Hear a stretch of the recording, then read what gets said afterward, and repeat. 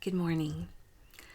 Yesterday, the Archbishop Desmond Tutu passed away at 90 years of age. He was someone who was known for his role in bringing an end to apartheid in South Africa. But he didn't just work for justice in his home country.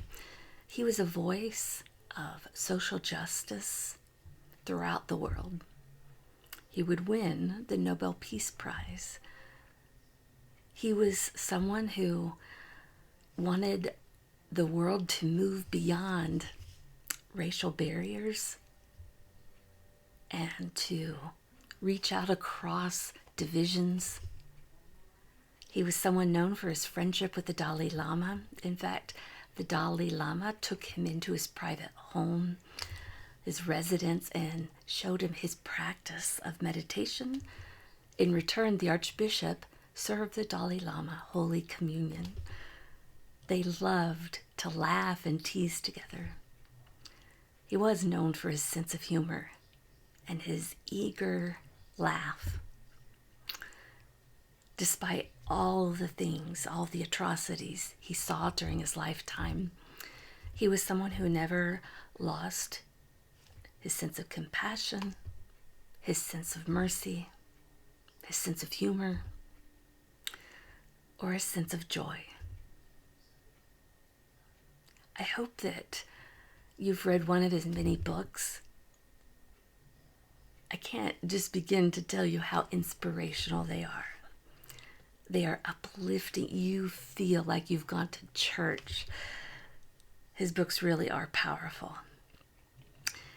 And while I was very sad when I heard the news, I can't help but think that he has now entered into the kingdom eternal, and now his joy is complete.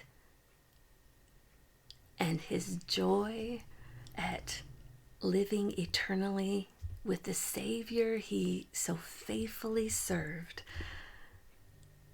is more than he probably could ever imagine. I give thanks for his life.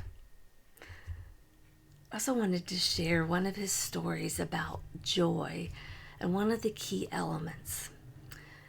He talked about how important it is to have the focus not on yourselves but on others, for very practical reasons, not just because it's the right thing to do, but also for very practical reasons.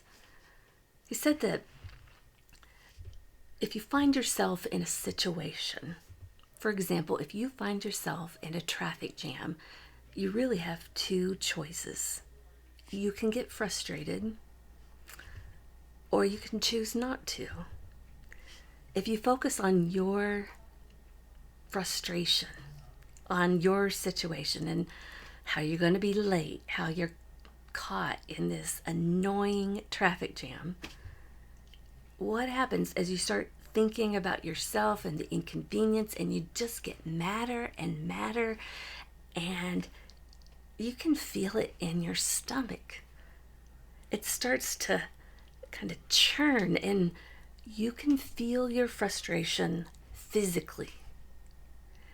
And the more you stay there, the more it just spirals out of control. And long-term effects of that are long-term health problems.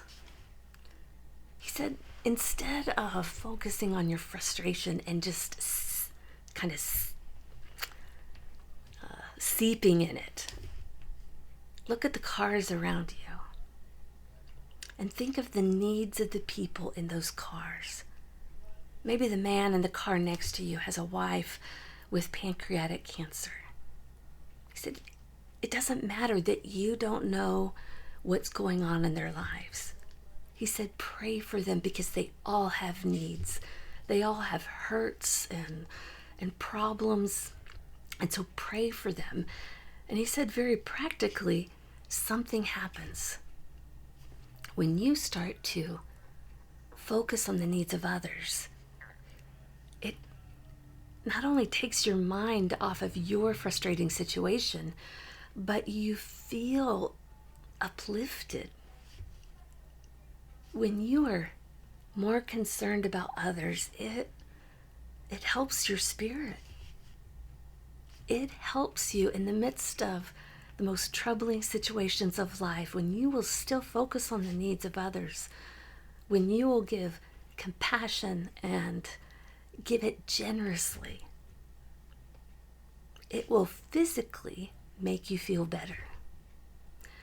And so if you don't do it for any other reason, if you can't do it for the right reason, do it for very practical reasons.